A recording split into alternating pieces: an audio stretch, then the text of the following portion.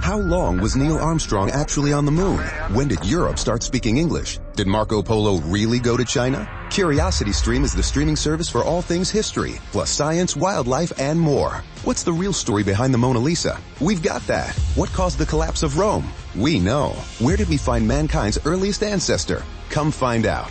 For the holidays, get the gift of curiosity with 25% off gift cards for your curious cohorts. It's holiday shopping season at curiositystream.com/gift. New on CuriosityStream. We've walked with dinosaurs. We've explored our prehistoric planet, and we were always told the same story. Extinction came from the sky. But what if dinosaurs survived? Amazing Dino World 2. Watch it now on CuriosityStream. With monthly, annual, and bundle plans, find the one that works for you at curiositystream.com. Portions of the following program are transcribed. The Kraft Foods Company presents Willard Waterman as the Great Gildersleeve.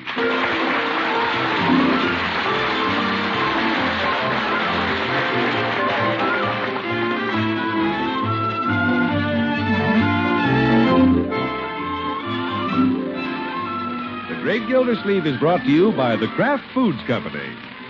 Kraft, you know, has been famous for years for bringing you the very finest foods, quality foods, the world's favorite varieties of cheese, America's choice in salad dressings, and many other wonderful things to eat. When you shop, look for the name Kraft. Remember, the name Kraft on any food is your guarantee of quality.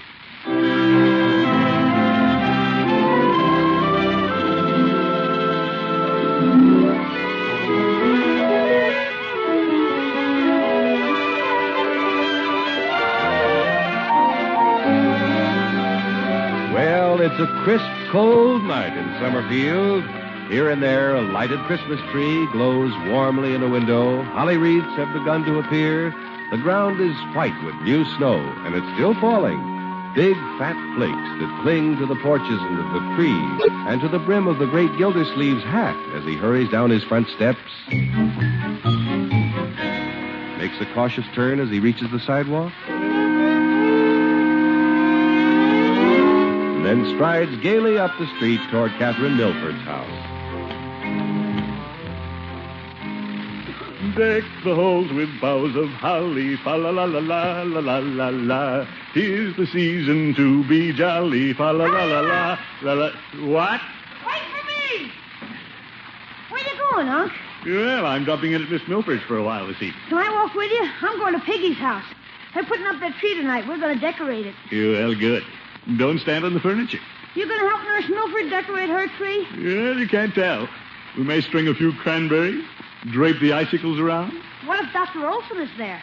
Leroy, don't worry about Dr. Olson. Oh, I'm not. But you said he was a pain in the neck. You said he was always hanging around her house when you wanted to be there. Yeah, well, you weren't supposed to have heard that. But that used to be that way. How is it now?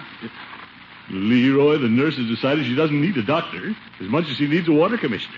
The fact is, I haven't seen Dr. Clarence Olson in weeks. Gee, then you're winning, aren't you, Unc? You bet I'm winning. Golly, you got to be smart to beat a doctor, too. You said it. Gee, and you're my uncle. Yeah. Well, here's Piggy's house. See you later, Unc. Yeah, see you later, Leroy. Yes, sir, there's a mighty fine boy.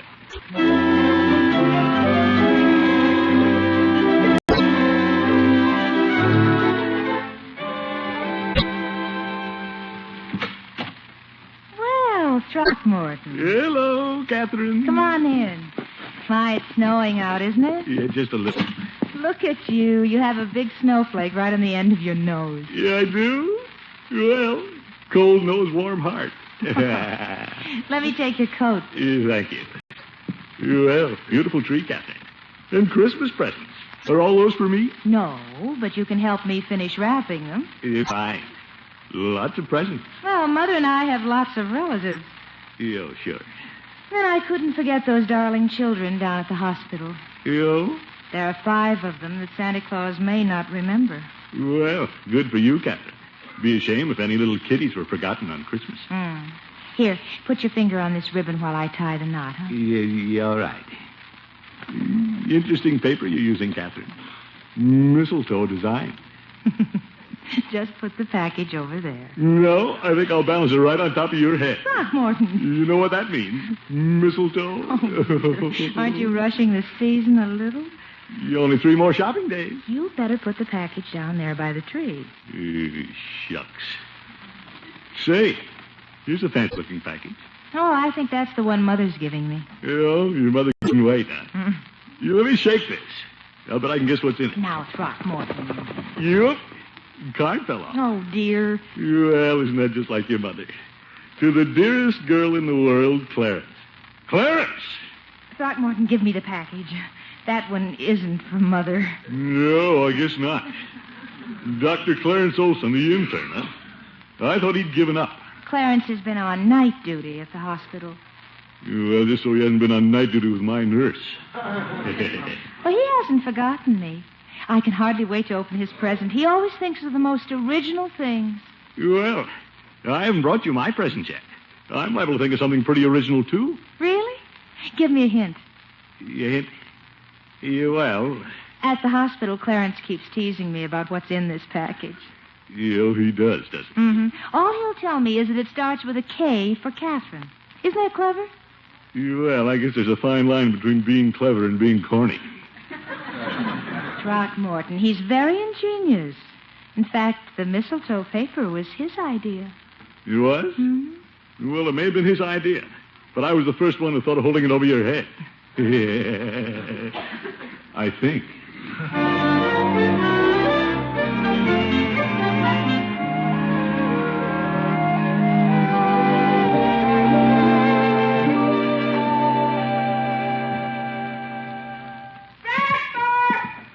Coming, Bertie, coming. I wonder what Catherine is getting from that doctor. Clarence, the clever cut-up. I'll have to go him one better. Good morning, Unky. Hi, Unc. Good morning, children.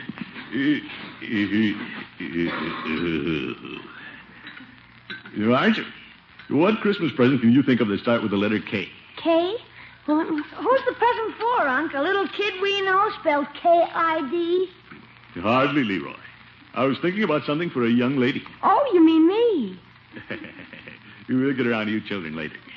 There's a present under Miss Milford's tree. It starts with a K. I'm trying to figure out what it is. Uh-huh. Leroy, what do you mean, uh-huh? It's Miss Milford's present from Dr. Olson, isn't it? Well, yes. Well, if it's from Dr. Olson, why do you want to know what it is, Unky? Well, I don't want to give her the same present, Marjorie. I'd like to give her something a little better. Well, if it starts with a K, maybe it's a Kodak. No, it's a pretty big package. Canary? I don't think it's anything alive, Leroy. And as I recall, canary doesn't start with a K. Like some hot coffee, Mr. Gildersleeve? Yeah, thank you, Bertie. Bertie, we're trying to think of some gift a woman would like, starting with a K. Any ideas, Bertie? Well, if it's for a woman, maybe it's something for the kitchen. Yeah, I can't think of anything but the kitchen that starts with a K. Except Kraft cheese. I can't think of anything. Maybe it's kisses, Mr. Gildersleeve. Kisses? The candy type. You know, candy kisses, wrapped in paper. Oh, my goodness.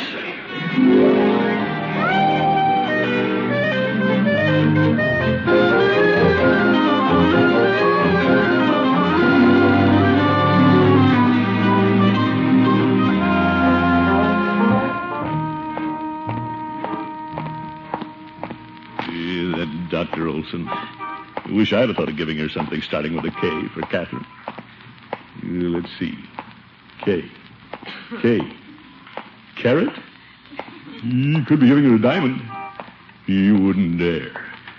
Kettle drums? Kilts? Yeah, he wouldn't give her those. She'd look cute in them, though. Well, good morning, Gilda. Well, the Honorable Judge Hooker. Good morning, Horace. You were walking along with a faraway look in your eye, dreaming of a white Christmas. You old goat. Yeah, I'm trying to get an idea about a Christmas present for Miss Milford, Horace. Oh? Well, I came down to hear the Kraft Choral Club. They're going to sing around the community Christmas tree here in the square. Oh, yes. Well, let's get a little closer. I've been so worried about Catherine's Christmas present, I almost forgot they were in town. They came all the way from Chicago, Gildy. Yeah, I know, Judge. Say, there are a lot of them. You wonder who makes the cheese while they're on tour. Shh. They're about to sing. Ladies and gentlemen, at this Christmas season, it is our pleasure to present the Kraft Choral Club under the direction of Gerhard Schrode. He came upon the midnight clear, that glorious dawn of old, from angels bending near the earth to touch their hearts of gold. Because the earth was willed to men from whence our gracious King. The world in solemn stillness lay to hear the angels sing. Still through the golden skies they come with peaceful wings unfurled, and still their heavenly music flows o'er all the weary world. Above the sad and lonely plains they bear the hovering wing, and never o'er in fable sounds the blessed angels sing. Because the earth was willed to men from heaven, O gracious King. Rest beside the weary road and hear the angels sing.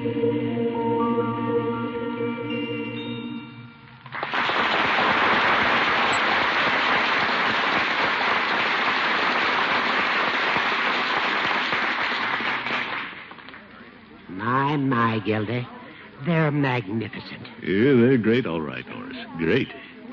Yeah, I think I'll try find something for Catherine in a hurry and come back. I'll wait here, Gildy. In fact, I may go up and sing with them. You please, not that, Judge. They didn't come all the way from Chicago to find the lost discord. Now, Gildy. Wait a minute. They're going to sing again.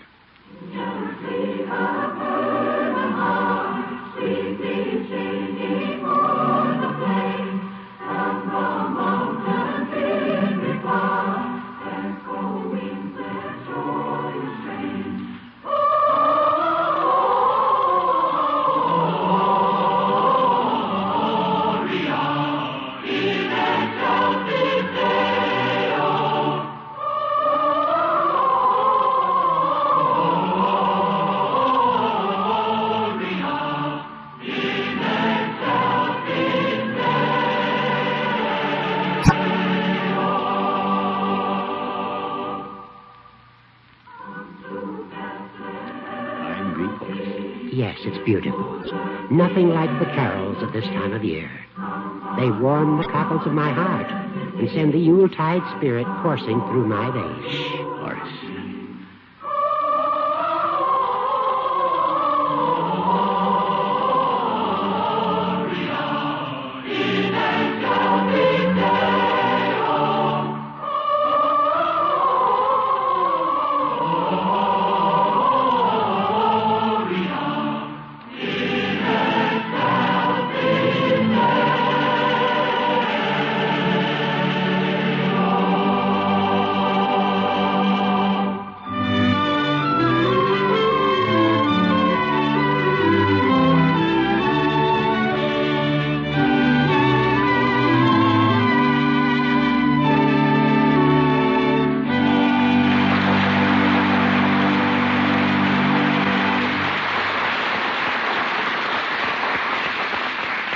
The great Gildersleeve continues his search for a Christmas present in just a moment.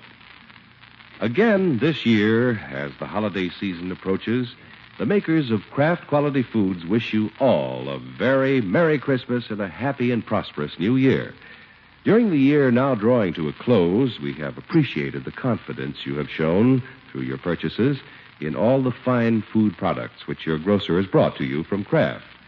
You may be sure that Kraft products will continue to merit your confidence in the future as they have in the past, and that the name Kraft on any label will continue to be your guide to the very finest in foods.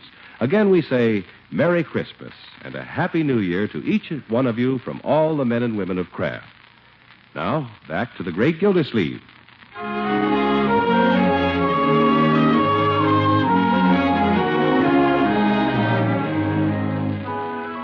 Well, there's a fancy Christmas package under the tree at Catherine Milford's house from Gildersleeve's rival, Dr. Olson. What's in it? That's what the water commissioner would like to know. Whatever it is, I'll get her something better. He may have the edge on me at the hospital, but by George, I'll beat him under the Christmas tree. I'll go all out.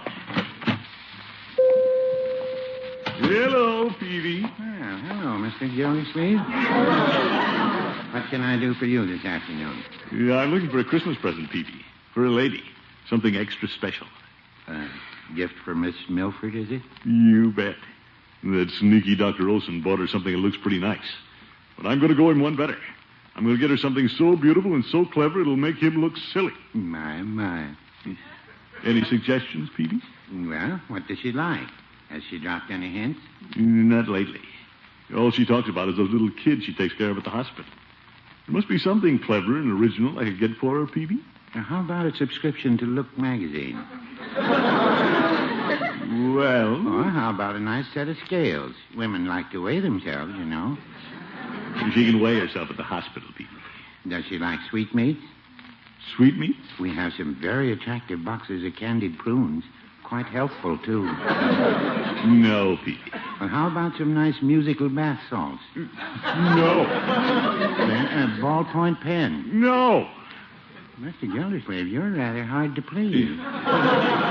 Yo, first. Peavy, I've got to get something different. Something original. Now, you've had plenty of experience at this Christmas thing. That's true. You've been buying Christmas presents for Mrs. Peavy for 20 years. Yes, I have. Well, certainly after all that time, a man should know what it takes to please a woman. Well, no, I wouldn't say that. Oh, my goodness. I can see you're going to be no help at all, Peavy. I'm going over to Hogan Brothers. That's a good idea. Happy shopping, Mr. Gildersleeve. Happy shopping.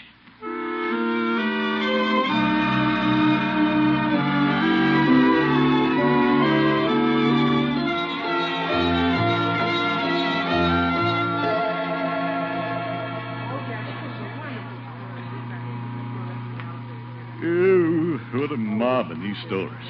Why does everybody wait till the last minute to buy Prestos? Oop! You watch that umbrella, lady. Second floor. Phonographs, radios, toys. Out on 2, please. Yeah. You might get her a radio. No, everybody has a radio. Have to be more original than that if I'm going to beat that slick intern. Christmas won't mean a thing to me unless I outdo him. Well, cute toys up here. Is that you, Miss Gildersleeve? Well, hello, Bertie. What are you doing up here in the toys? Oh, I got a lot of little nieces and nephews I have to buy for. Oh, yeah. They don't have much, so when I show up every Christmas with my arms full of toys, they think I'm some pumpkin. Yeah, I'll bet they do, Bertie. Say, what if I showed up with an armful of toys for those kiddies at the hospital? The ones Miss Milford is so fond of. Them children would think you're some pumpkins too, Mr. Gildersleeve. Well, I guess they would. What's more, I'd be some pumpkins with Miss Milford, too. Yes, sir. You bet. Nothing I could do that would impress her more. Right, George, this is a great idea we had, Bertie. Click! Click! I want to buy some toys.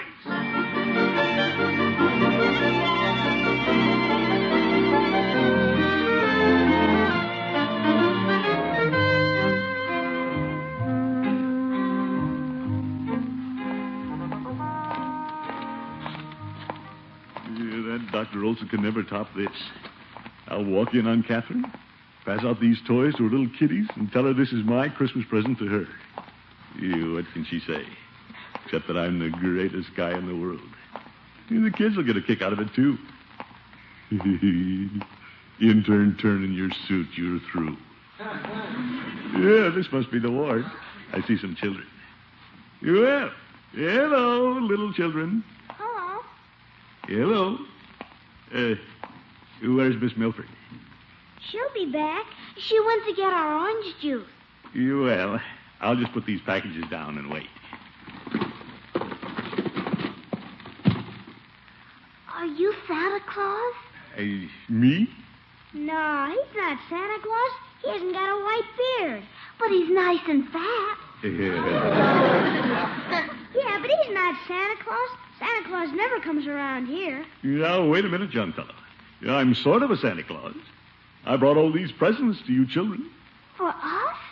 Honest and truly? Oh, boy! You see, Stuffy, he is Santa Claus.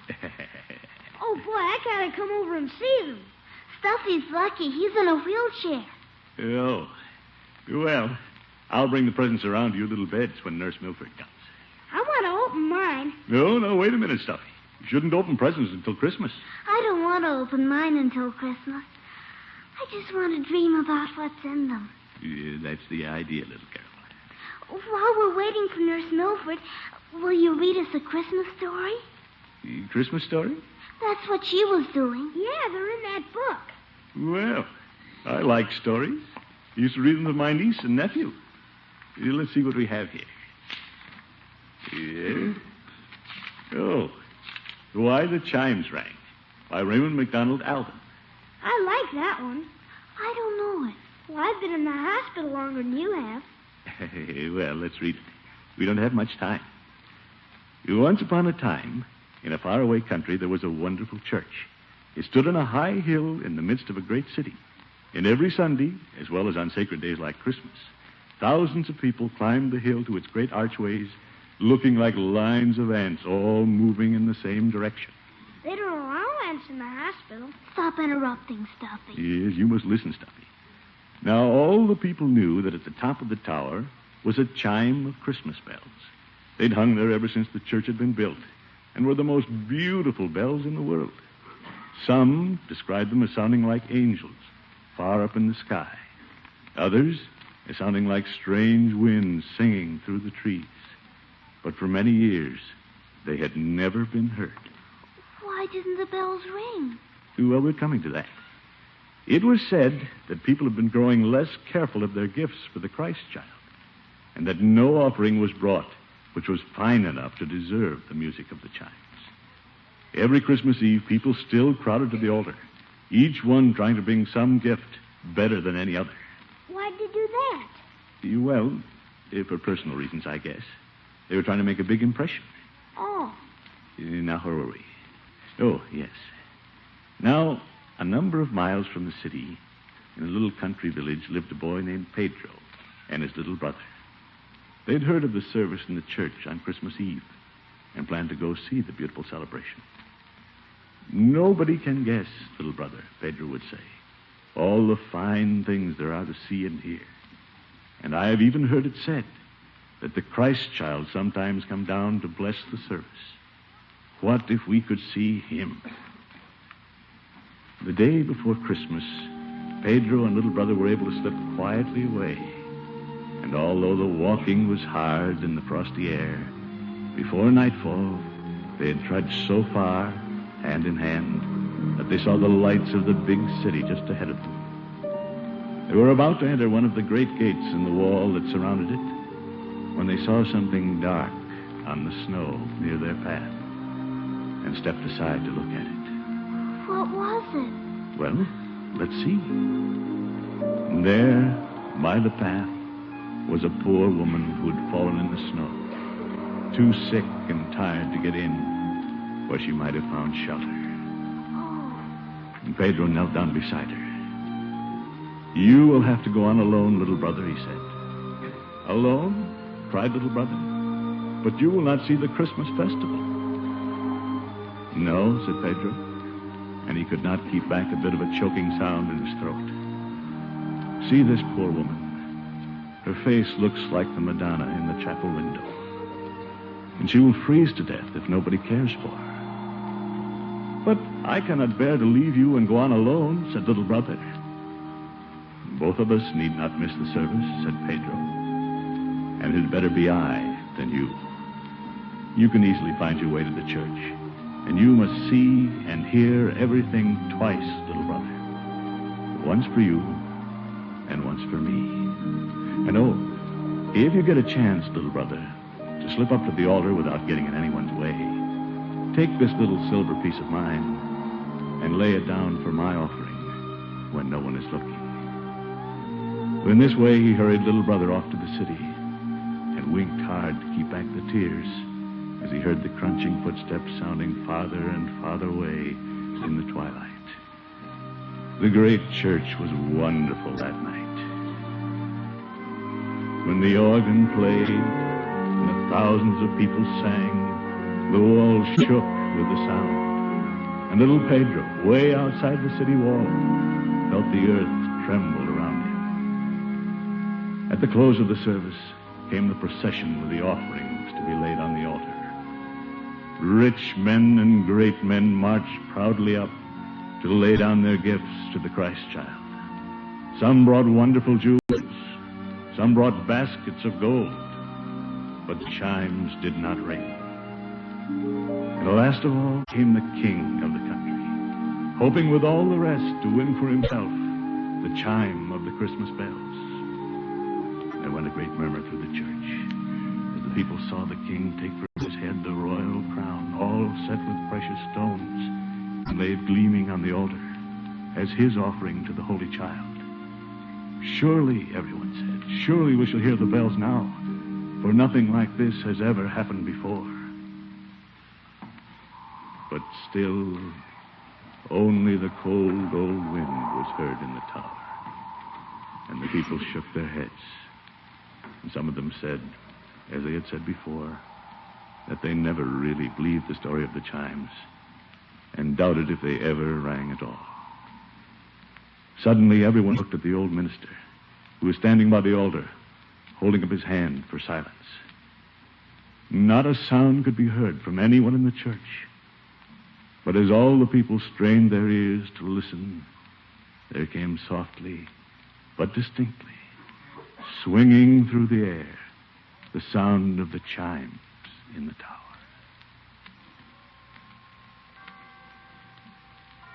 So far away, and yet so clear the music seemed.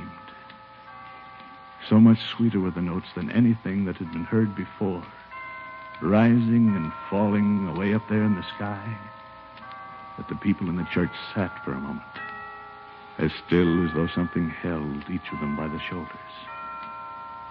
Then they all stood up together and stared straight at the altar to see what great gift had awakened the long silent bells.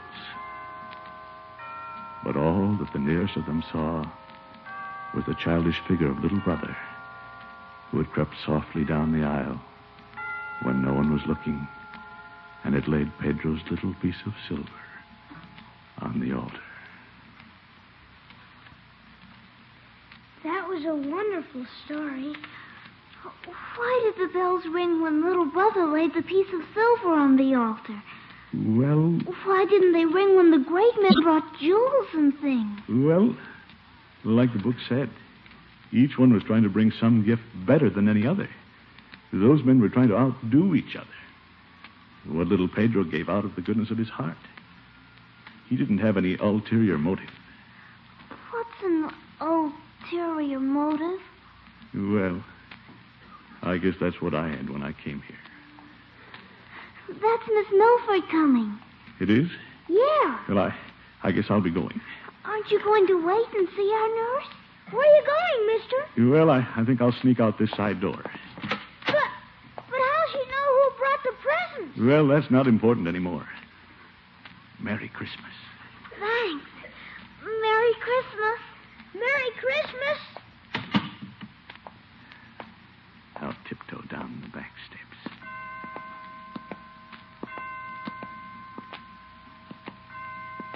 Well, 5 o'clock. I didn't know the hospital had chimes.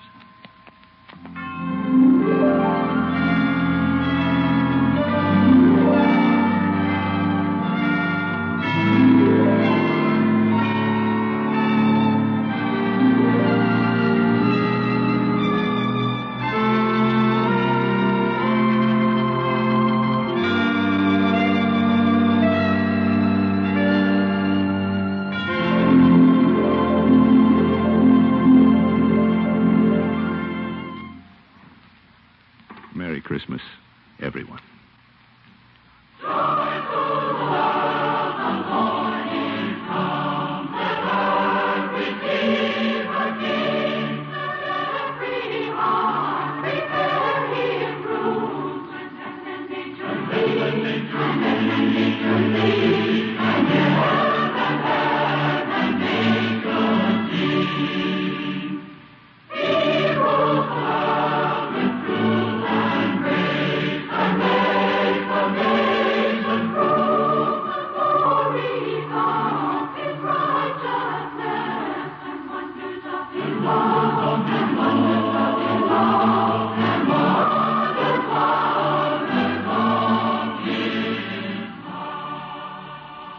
Portions of the preceding program were transcribed. It's Groucho Marx and You Bet Your Life on NBC.